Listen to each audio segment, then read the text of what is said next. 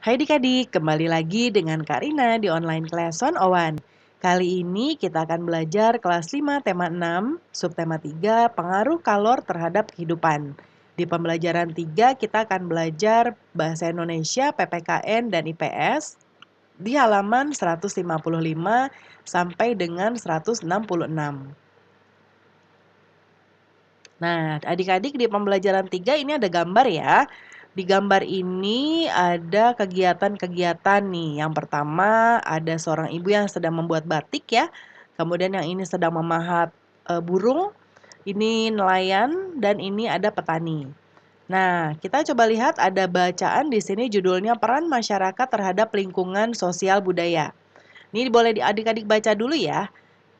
Di pause dulu boleh atau baca di buku adik-adik juga boleh. Nah, kita akan langsung ke pertanyaan. Yang pertama di sini kita diminta untuk membuat tuliskan hal-hal yang kamu pahami dari setiap paragraf pada bacaan dalam sebuah kalimat.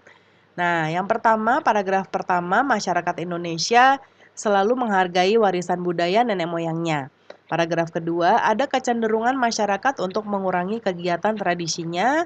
Paragraf ketiga, desa adat memelihara peninggalan nenek moyang. Paragraf keempat, beberapa desa adat dan kehidupan masyarakat asli yang diperkenalkan ke masyarakat luas. Lalu yang berikutnya ini ada, nah berdasarkan kalimat yang mewakili isi bacaan yang telah kamu tulis, buatlah sebuah diagram yang menjelaskan pemahamanmu terhadap bacaan. Ya, nah Karina juga sudah buat di sini ya. Peran masyarakat terhadap lingkungan sosial budaya. Yang pertama, masyarakat Indonesia selalu menghargai warisan budaya nenek moyangnya mulai dari peristiwa kelahiran hingga kematian. Yang kedua, ada kecenderungan masyarakat untuk mengurangi kegiatan tradisinya, namun kesadaran masyarakat untuk kembali menghidupkan tradisi-tradisi nenek moyang kembali meningkat.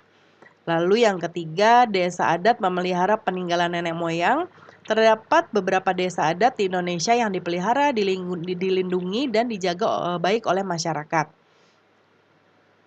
Yang keempat, ada beberapa desa adat dan kehidupan masyarakat asli diperkenalkan ke masyarakat luas. Salah satunya adalah desa adat Osing di Kemiren, Banyuwangi. Lalu tuliskan pemahamanmu tentang isi bacaan yang diperoleh dari media elektronik di atas dalam satu paragraf. Nah, ini di sebelah kanan ya. Masyarakat Indonesia selalu menghargai warisan budaya nenek moyangnya. Misalnya kegiatan tradisi peristiwa kelahiran hingga kematian. Ada kecenderungan masyarakat untuk mengurangi kegiatan tradisinya. Namun, kesadaran masyarakat untuk kembali menghidupkan tradisi-tradisi nenek moyang kembali meningkat. Desa adat memang untuk tetap memelihara peninggalan nenek moyang. Terdapat beberapa desa adat di Indonesia yang dipelihara, dilindungi, dan dijaga baik oleh masyarakat. Beberapa desa adat dan kehidupan masyarakat asli yang diperkenalkan ke masyarakat luas, salah satunya adalah Desa Adat Osing di Kemiren, Banyuwangi.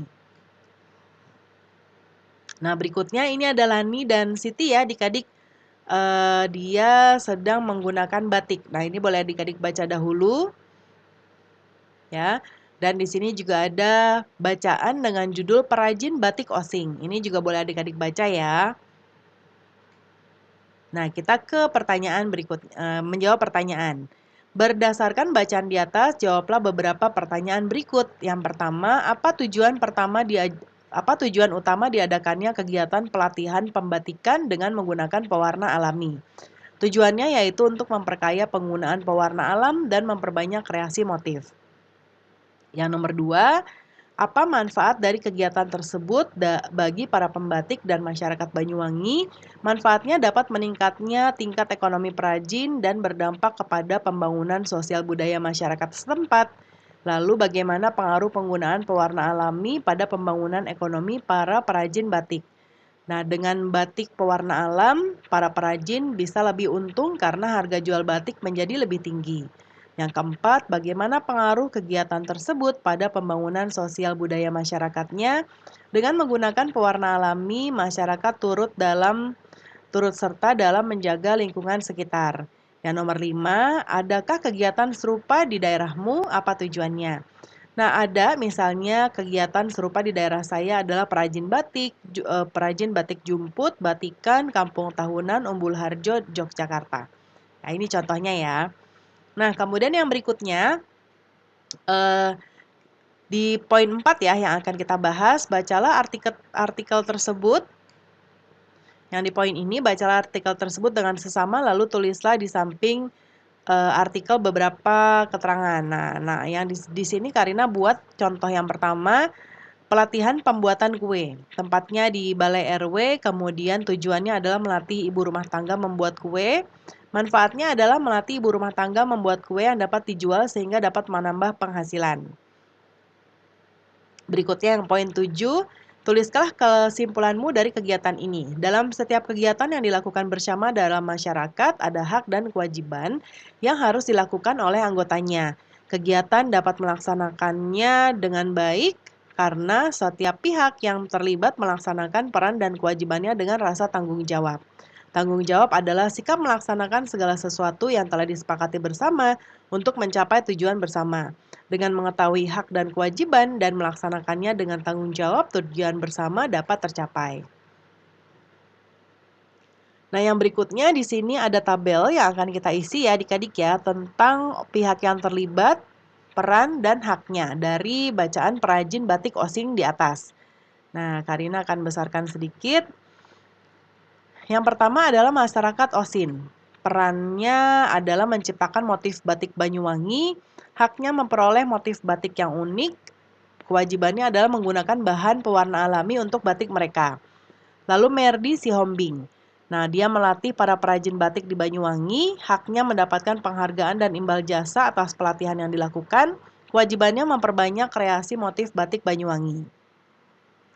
Lalu ada pihak Abdullah Azwar Anas. Nah, dia mendorong geliat industri batik di Banyuwangi, kemudian haknya meningkatnya tingkat ekonomi perajin batik di Banyuwangi, kewajibannya mendukung usaha para pebatik untuk meningkatkan produktivitas dan kualitas. Lalu, perajin batik Banyuwangi dari Sanggar Sekar Bakung, ya, perannya mengikuti pelatihan. Haknya mendapatkan banyak manfaat dari pelatihan, kewajibannya memanfaatkan bahan alami untuk dijadikan bahan pewarna. Yang poin 6, apa yang terjadi bila salah satu dari orang-orang yang seharusnya terlibat dari kegiatan tersebut tidak melakukan peran dan kewajibannya. Nah, ini ya, yang pertama masyarakat Osin, jika tidak melakukan kewajiban atau tanggung jawabnya, berarti motif batik Banyuwangi tidak akan berkembang dengan baik. Lalu Merdi Siombing, kreasi motif perajin batik di Banyuwangi tidak berkembang. Lalu di bagian Abdullah Azwar Anas, geliat industri di batik di Banyuwangi akan berkurang. Kemudian perajin batik Banyuwangi dari Sanggar Sekar Bakung, lingkungan tercemar karena menggunakan bahan pewarna kimia.